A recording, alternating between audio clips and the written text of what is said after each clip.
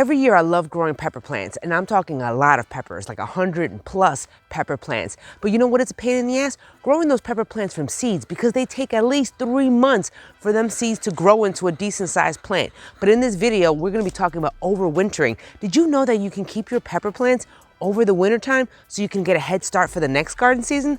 Who knew? We're gonna try it out. What's going on, my plant peoples? I am the ADHD gardener, where I use gardening, houseplants, and humor as a much needed form of mental health therapy, sobriety, and also learning how to navigate this crazy ass world we live in with ADHD, learning tips, tricks, and hacks that we can learn from our garden.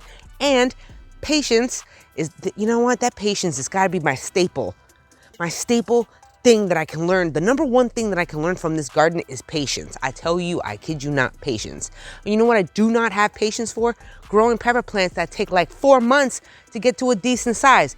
And then you gotta wait like another few more months for the stinking plant to produce a pepper. But if you're growing spicy peppers, that takes even longer. Did you know, fun fact, that pepper plants are actually perennials, which means that, you know what, these suckers can grow for years. If you live in down south about zone 8 and up, then I don't think you're gonna have this problem, and you're probably not gonna need to overwinter. In fact, you can probably overwinter outside because it gets that warm. You know what I mean? Probably like a little bit of mulching, maybe just cutting back of your pepper plants. If you live up north, however, though, it is not a perennial because it's too cold.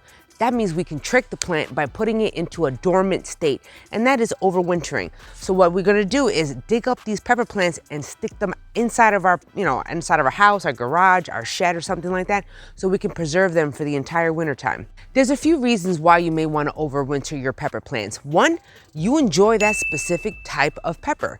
Now, if you have a hard time growing these peppers, or maybe you can't find that variety of pepper again, then you would want to keep that pepper plant alive so you can keep producing that type of pepper. For example, I have Scotch bonnets. I've never grown Scotch bonnets before, and I know that I want to keep those Scotch bonnet pepper plants alive because I can't find Scotch bonnets that frequently in the stores. Of course, you can grow them by seed and stuff like that, but again, we're avoiding growing them by seed because they're a pain in the ass. Another reason why you may want to overwinter your peppers is because you can get a head start. Because again, if you got patience problems, do you really want to wait like 5 stinking months for your pepper plants to produce a single pepper?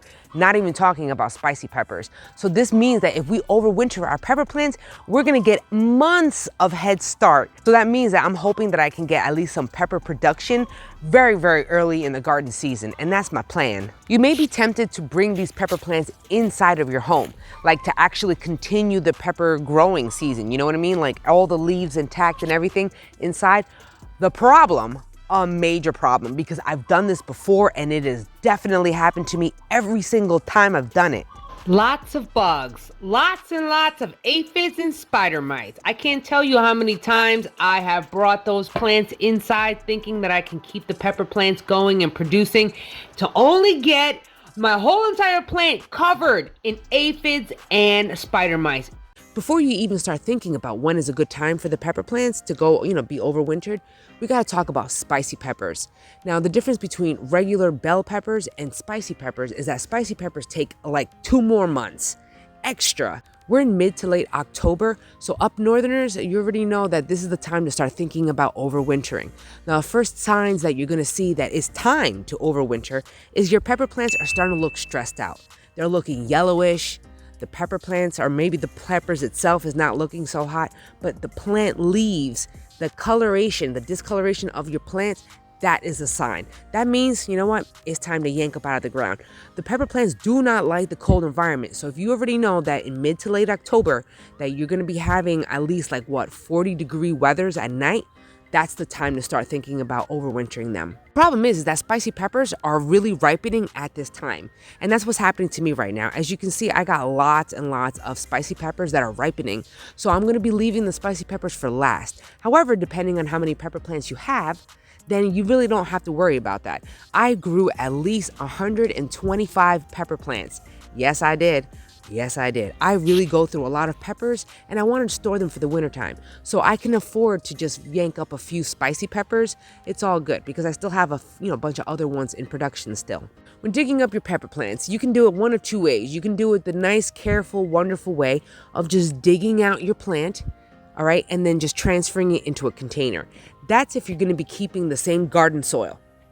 Just throwing that out there. It's that simple, right? You just dig it up and you put it into a container with the same garden soil. Now, I've done that, but you already know I didn't do that. I just yanked it out of the ground. Now, you would think, yeah, it's going to go to shock, but guess what? What we're going to do to the plant right now in a little bit, like cutting of the leaves and cutting of the stems, that's going to send the plant into shock anyway. So regardless, I mean, that plant is going to suffer a little bit, but then does it really matter because it's going dormant? You really want a clean pair of pruners to do this if you want to, so you don't transfer a bunch of infections or bacteria or anything like that. But you know what? I'm not going to worry about that. I haven't seen a problem so far. But then again, if you're probably doing this for selling or production for other people, then that's definitely something that you may want to consider. But for myself, I'm not worried about it. The first thing we're going to do is notice where all the joints are. Oh, I still see a pepper. Oh, hey, I'm going to take this one. Notice that you have the main stem right here. It looks like a Y. Okay, we're going to be keeping the main stem. You're definitely going to be keeping the Y. We're going to go further up. Notice once you go up the main stem, you're going to see another Y. We're going to keep that Y and we're going to snip right above it. See right there? This is exactly how you want to keep it, like that. I don't know how well that's going to go. I have also tried that. I've cut a few before the Y and after the Y.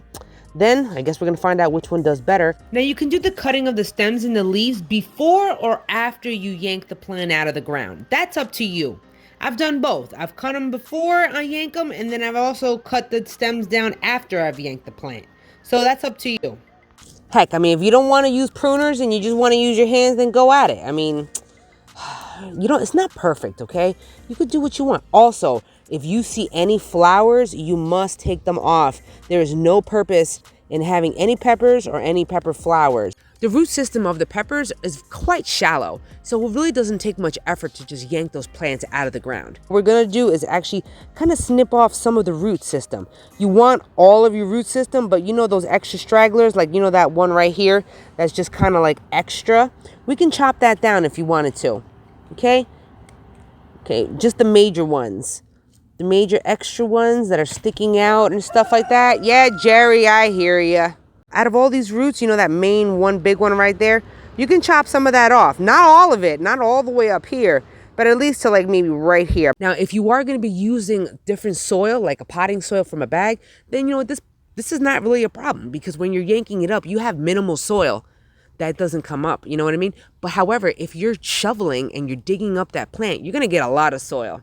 So it depends on if you're going to be using the garden soil or if you're not. If you choose to not use the garden soil, it's all good. You can use your potting soil, but I would suggest rinsing it. That's another difference that I've seen. I've seen people rinse out their roots to make sure that there's no bugs or no, leftover soil, from the ground into the container. I've seen that. Now I'm going to be doing that also. So it's all about experimentation. So the choice is yours.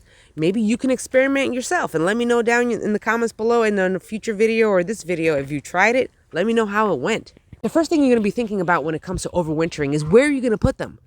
That's the thing. The pepper plants, in order for them to be overwintered, you need them between 55 to 65 degrees.